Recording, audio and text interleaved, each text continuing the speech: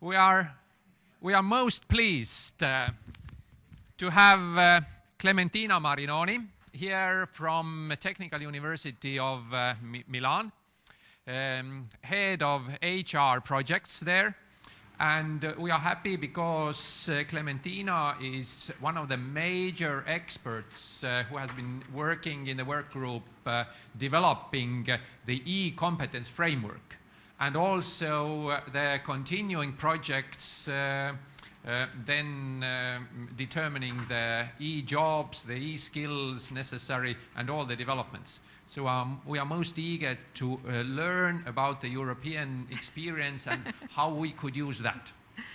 Okay, thank you very much. Thank you for inviting me. I'm really very delighted and honored to be here. Just because I have the opportunity to present something about the European e-Competence framework, and then because I have the opportunity to learn from your experiences.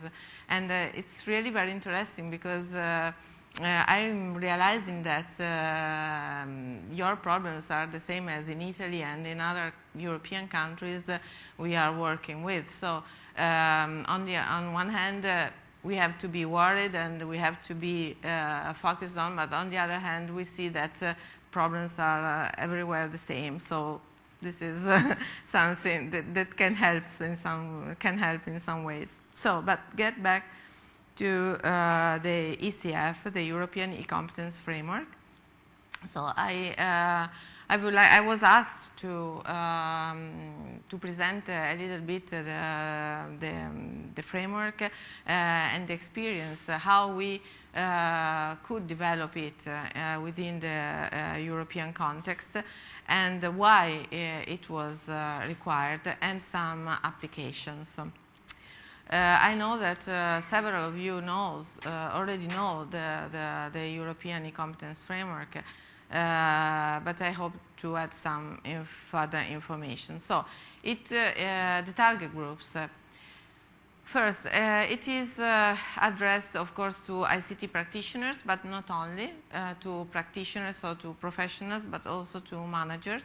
And this is something that I want to underline, because sometimes people say, oh, we need a framework for managers. Well, this should also address to managers. Maybe it can be improved, of course, not maybe, but for sure. But anyway, it is a first basis also for them. Then it is also addressed to HR department, of course, and it is addressed to higher education and vocational training and certification providers too, because well, the aim of this framework is to develop a shared language, a common language that can be understood by enterprises, by companies, and by training institutions, universities, and so on. And as of course, it can be, it is also, well, it is not directly addressed to policymakers, but anyway, policymakers pushed and wanted and supported this work just because it can improve this relationship between enterprises and vocational training institutions. So, how we developed it? Well, we developed it within the CEN ISSS community. CEN is the European standardization body. Of course, before being a standard, everything has to follow some very precise processes. So the ECF is not, of course, is not yet a standard, but maybe it won't be a standard because it is better than it remains a framework, a reference framework, and maybe by practice, by experiences, it can become a common standard, but not by a formalized way, but just because people like it and it gains consensus. But anyway, it was developed within this community. And the community, the SEN community, has at least two levels, one political level and one technical level. And the political level is made of the SEN, the DG, in particular the DG Enterprise, which works very strictly with the SEN, and also stakeholders in general. And the technical level is, of course, made of experts, and yes, experts who work within these topics, also HR managers and people inside the companies and inside training institutions. And as you know, as you can see, there were several participants. Inside here are not mentioned all, but anyway, most of them. And in particular, we work with France, Germany, Italy, of course, the UK too, and North European countries, because they were very interested. For example, EXIN, ITIL certification from the Netherlands, well, from the UK, but the Netherlands, and Cisco from North Europe, and so on. So as you can see, the ECF addresses not only vendors or enterprises who work inside the ICT sector, but also it involves end user, IT end user companies. So companies who have inside IT structures, departments, but their business is not focused on IT, but on other things, for example, Airbus and others. So the process to develop the ECF was a circle, we can say. So we developed approaches, then we met stakeholders systematically, just to share views with them and gain consensus. And then we refined and readjust everything, and then again we started the process. So it was, well, the main objective was to gain consensus, to build consensus, and so to work together. And of course, we organized workshops to meet stakeholders, and a technical task force, so we can say, developed ideas. And so we didn't go to these meetings without anything. We went with proposals, and these proposals were examined and accepted by the stakeholders, or in some ways rejected, and further directions and hints were developed there. So this is just to show that it is, well, and this process lasted several years, because we started to work on the ECF in 2004 informally. Then we had a formal project at the beginning of 2006, but we had already worked on that 2 years, from 2004 and 2006. And then we developed this project into 2 years.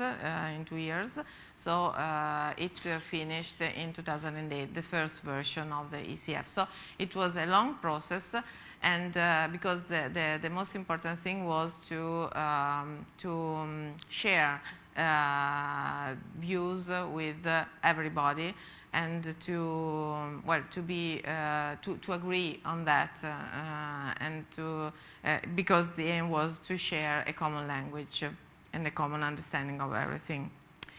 And so why the ECF? Well,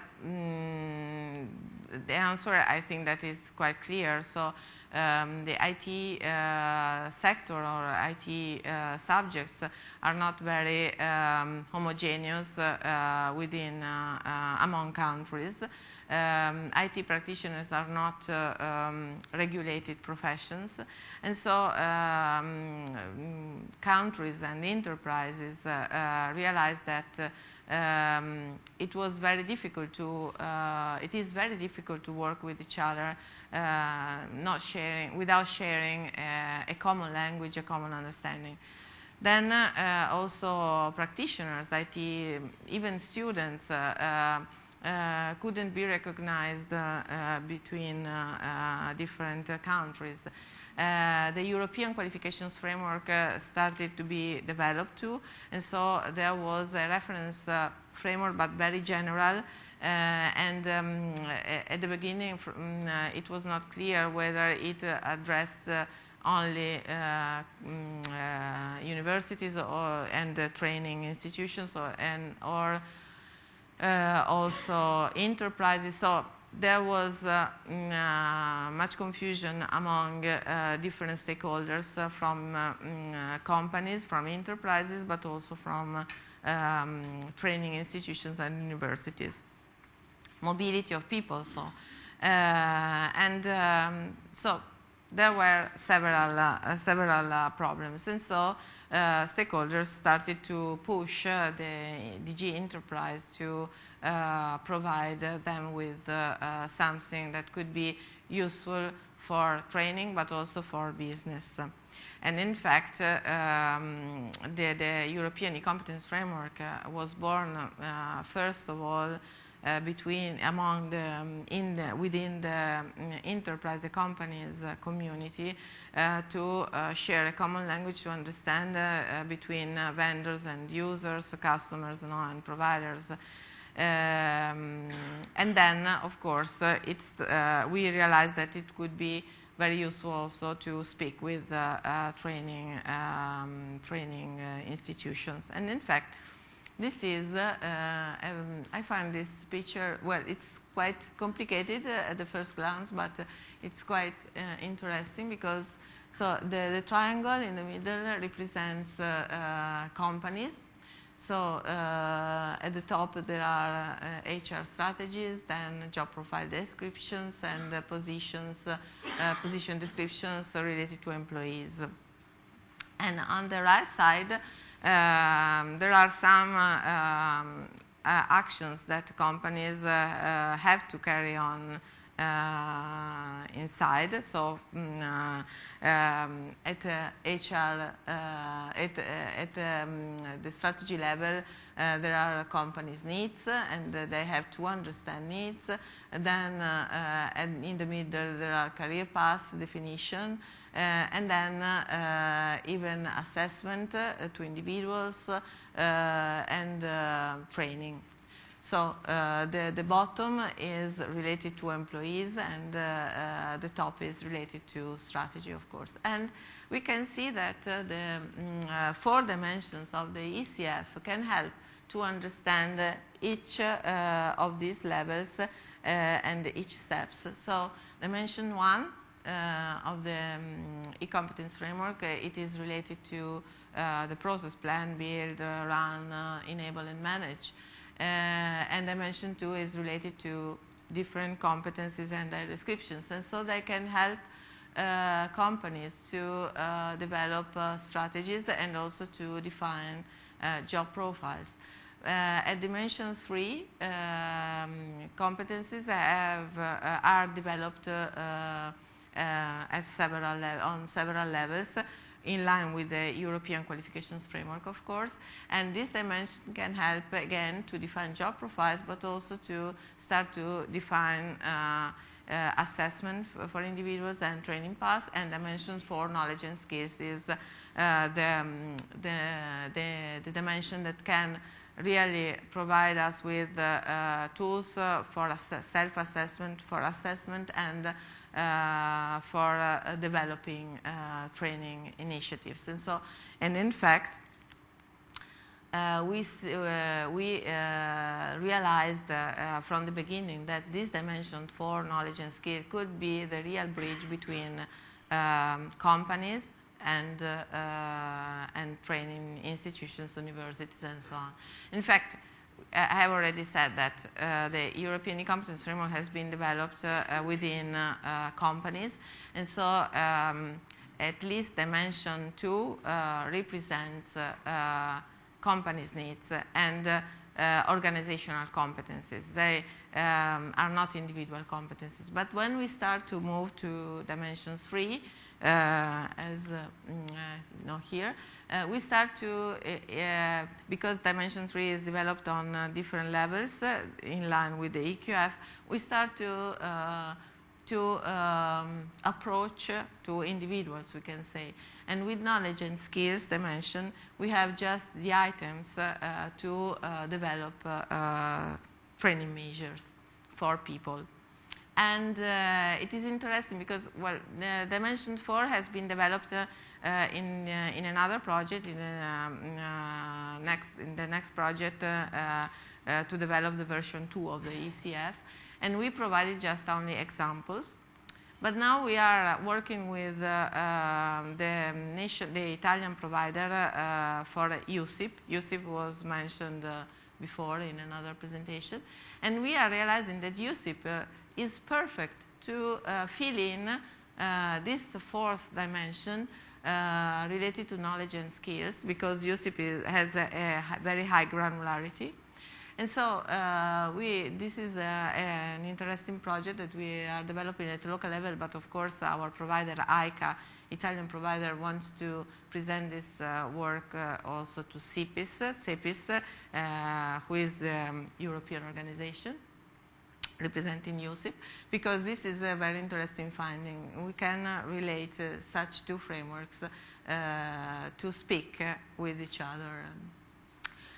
So to summarize ECF, well, ECF is a competence framework focusing on e-competencies as needed and applied on the workplace first. So it was developed within companies. But, in fact, it can be also a benchmark in some way between ICT business institutions, but it can also become a bridge between the two worlds, companies and education. And it can be used in several ways. And in fact,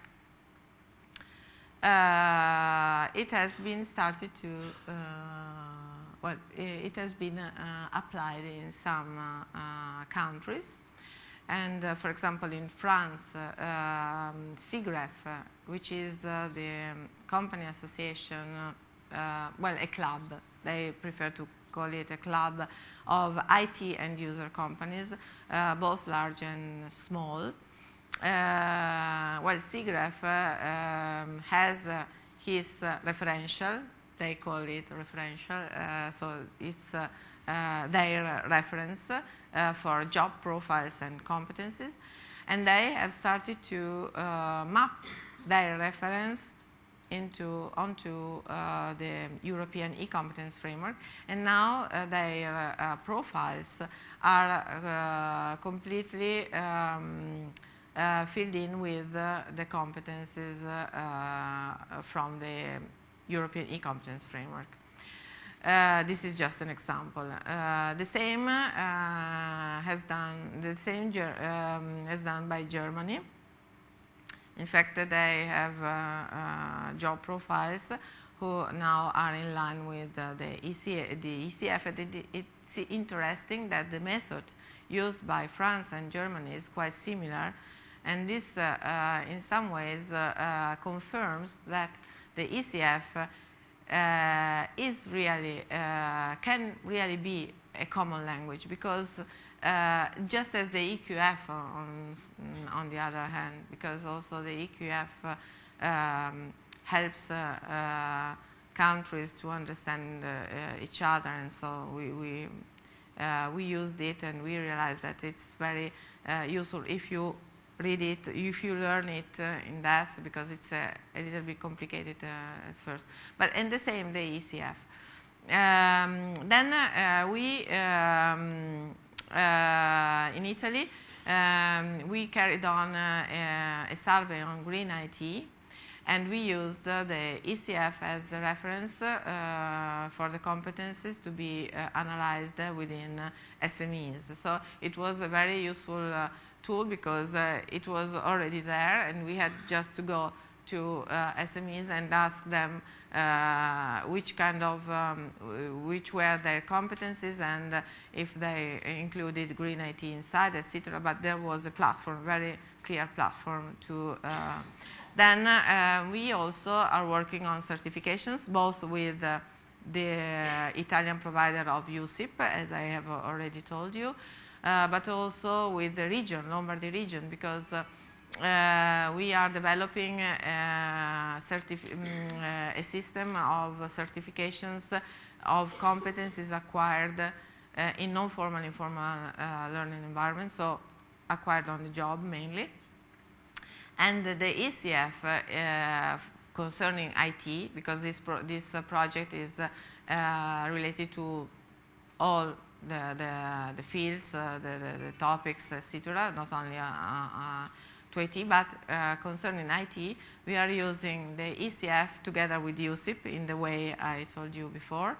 And it is a great reference to recognize competencies acquired by experience or even acquired by training, of course.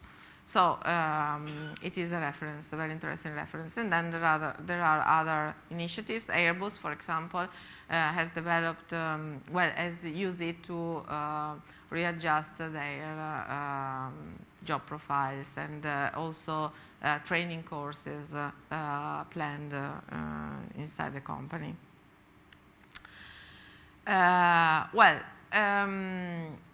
There were some further projects that have been developed within the SEN context related to the ECF. And beside the ECF version 1, we have also developed another project on version 2, developing the fourth dimension on skills. But it is interesting, a project on e-career interoperability, because we realized that we demonstrated that if you want interoperability, you need standards. This is not something new, of course, and but these standards can come just from the ECF and the European Qualifications Framework itself. So these two and other sectoral frameworks, of course, that can be developed. So frameworks in this area are very, very important, are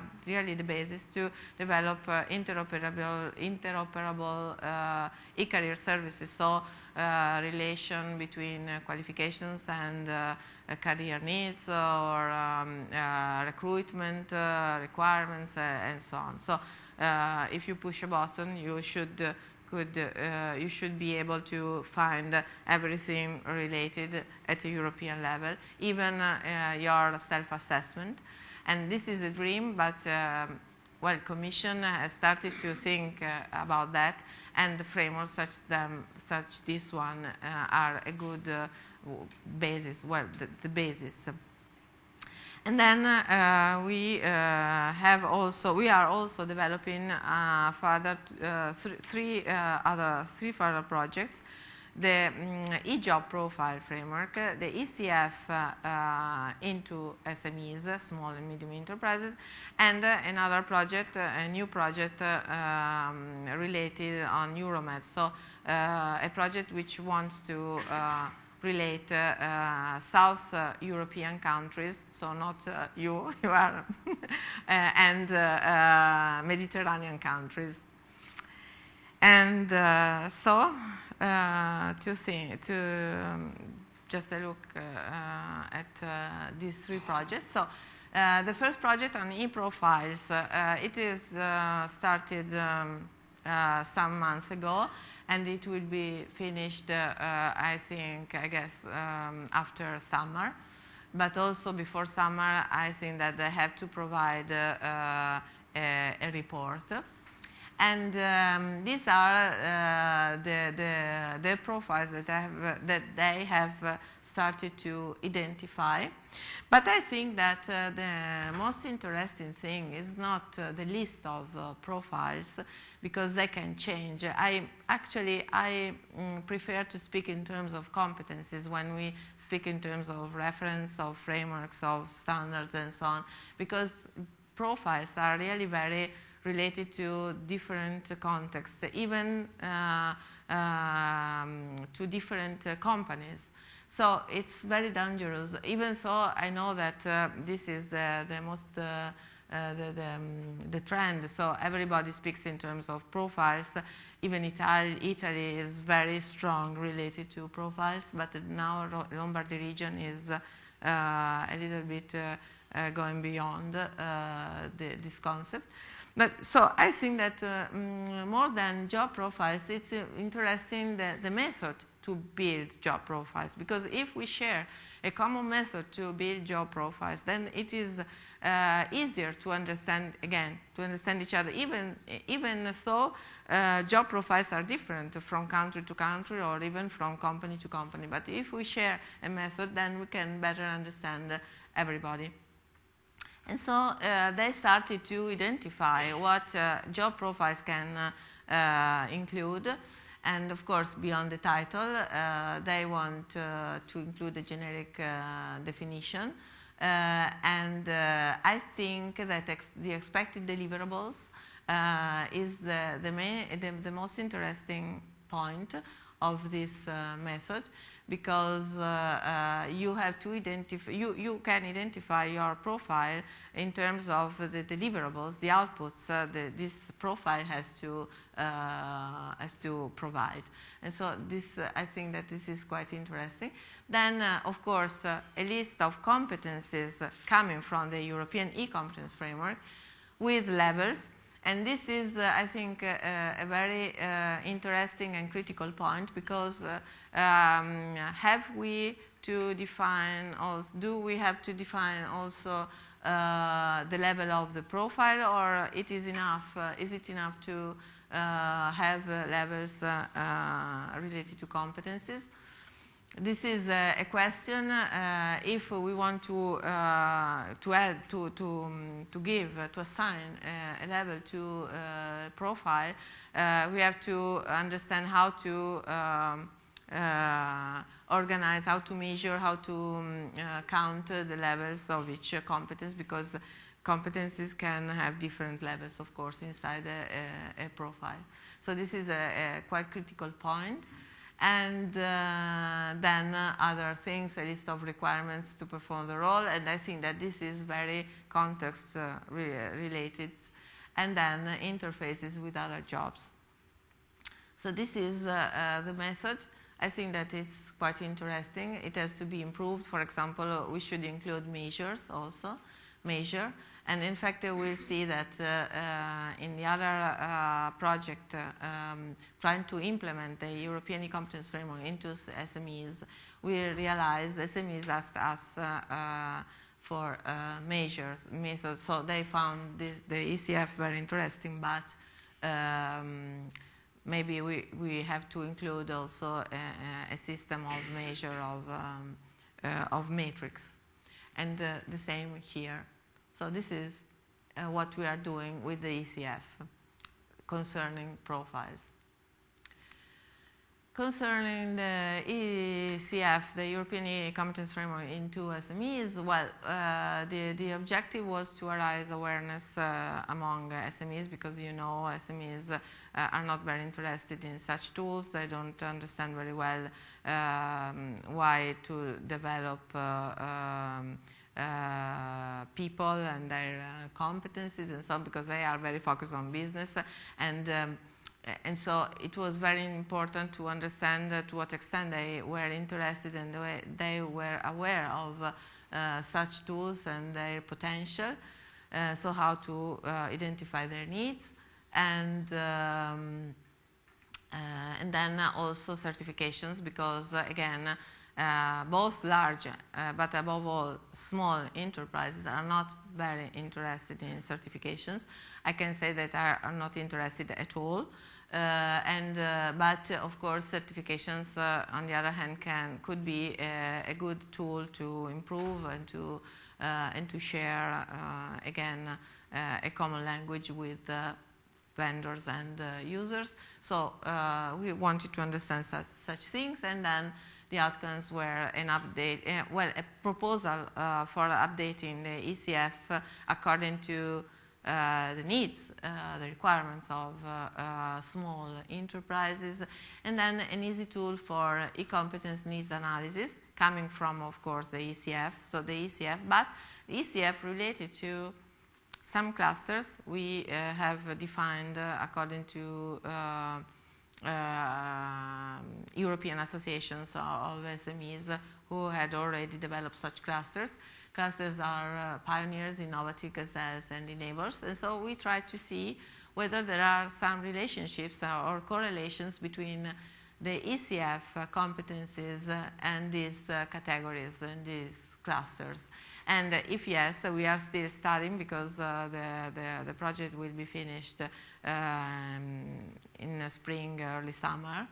And so we are still studying. But if we can find some correlations, then we can have an interesting tool for need analysis of SMEs, and even a sort of dashboard. The ECF could become a dashboard for them to understand where they are and how they could jump to another cluster if they want, which kind of competencies they could develop.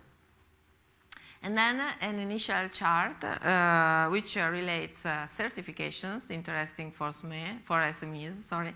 Well, certification potentially of interest, because at present SMEs are not very interested.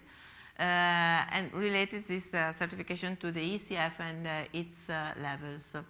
And in fact, we want to analyze the USIP, of course. Then AITTS, that is a very interesting German system of certifications. And some other certification from the UK and at European level. So each expert will choose some certifications and will position them on the ECF.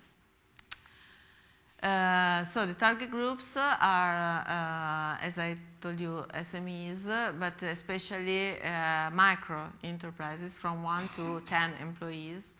And the countries involved are France, Germany, Italy, the UK, Spain, and Poland. And the most interesting area are software development services and consultants and resellers is quite difficult. And it's very interesting also to see how small enterprises could relate to training institutions in terms of continuous learning of their employees. And but this is something aside, but it's very interesting to see how, because we should also change methods of training and learning. And maybe the ECF can help also in this way. And this is a tendency. Of course, it is not a statistical sample, because you see that we'll interview on the whole 35 organizations. So it is not a statistical sample in terms of quantitative data, but it is interesting because some interesting qualitative issues are emerging. And so we say that countries where the standardization of such topics, so frameworks, etc., at national or even local level is high, well, SMEs are not very interested in such framework because they receive inputs and devices and tools from the nation or from their country or from the government or from their local institutions. So in these in countries, institutions, policymakers, government are interested in such tools such as the ECF, but not the SMEs, the companies. And the same is where there is not awareness of such topics, such as in Poland, for example. In general, in the East Europe, there is not a great awareness on such tools, on the importance of developing competencies in employees, etc. So they are start to work on this now, and so they are not very interested. But countries such as Italy and Spain, where the government, unfortunately, doesn't make nothing about this concretely. But anyway, the awareness is quite high because local institutions, even government itself, have already been started to speak about these problems, about the the need of common frameworks and so on. So where the awareness is high, but the standardization from government is not high at all, then there is quite interest on such tools by enterprises, by companies. And in fact, Italy and Spain are quite keen to the European e-Competence framework. And well, this is the clustering tool. So, at the first glance, there is not a strong correlation between competence areas from the ECF to the clusters, pioneers, innovative, gazelles, and enablers. But we are working on that, and we'll see whether this first data can be confirmed, or we can change something. Then these are the areas of interest of SMEs, and so assessment. So the ECF could be a very good, interesting tool for assessment and self-assessment. We should just add some metrics and ways of measures, because they are not able to make it alone. To develop such measures alone, and then such measures and metrics have to be shared again among the community. Then, of course, recruitment, training, especially concerning the fourth dimension. Then dashboard, as I have already said. Some of them says that it could be also very interesting for bids, because it could become a useful reference. For example, in Italy, a very large company, Banca d'Italia, the Bank of Italy, the largest, the governmental bank, would like to use the European e-Competence framework as a reference for their bids. But at present, they have to use USIP. And so they are a little bit, because USIP has a very high granularity, and so it's very useful for training, but maybe less useful to define clearly in an easy way profiles, and even so they have more than 20 profiles. But Banca d'Italia finds easier the ECF than USIP. But now we have we have found a way to join them together, so we are very happy, because no discussion and debates on that. And so certifications also, but of course the ECF doesn't want to replace other certifications. It is not a competitive tool, absolutely. It is a reference for everybody. And so what we have to do is try to find ways of integration, such as we are trying to do with USIP. And then customers. SMEs say, well, this is a very interesting tool for speaking with the customers, to speak with customers. And instead of bringing evidence and a big bag full of many things, we can go with this framework and provide evidence. Then these are some competencies that they want to add. And we'll see whether it makes sense or they are already embedded, yes, the time. These are, and so, okay, just 2 words about Euromed. I know that you are not very interested in such a topic, but it's very interesting to see that the ECF can help a strong relationship between these 2 areas, North, South Mediterranean countries. And it's strange that, it's curious that this project is just starting when the problems in these countries are very high. But anyway, people want to go on, and this is a very interesting tool to gather them and to. I saw people from Palestine, I don't know how to say in English, and Israel, and work together, and this was really very surprising. And so the e-Competence framework will be a reference for this work to develop something useful for both these areas. So that's it. Thank you. Sorry for.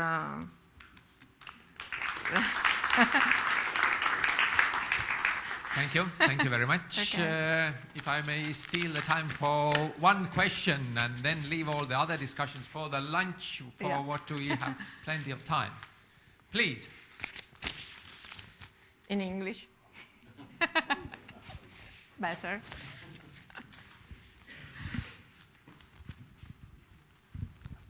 Sulev Sepp, thank you for presentation. The question is, can you impress us with some figure how many people found a job or moved thanks to this framework in between these countries or between 2 countries?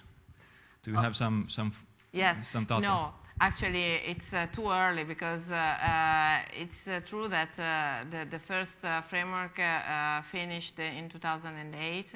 But anyway, these are long processes, and now some countries start to really use it, but it's a long process, so we have no figures. And then we can have some not direct information, because if some countries take it and implement their job profiles, their competencies using the ECF, then we can see the results of the specific tools of each country, not the ECF. So it's an indirect, could be an indirect. We could gather not direct data, because sometimes the ECF is not used directly. It is used to develop one's own tools, but in an homogeneous way with a common language and so on. So it's a very difficult. It's difficult to answer, but it's interesting. We can start to gather some figures on that, if it's possible. So, thank you once again. Thank you very much. Thank you for the passion. Thank you. I like very much this such bags. And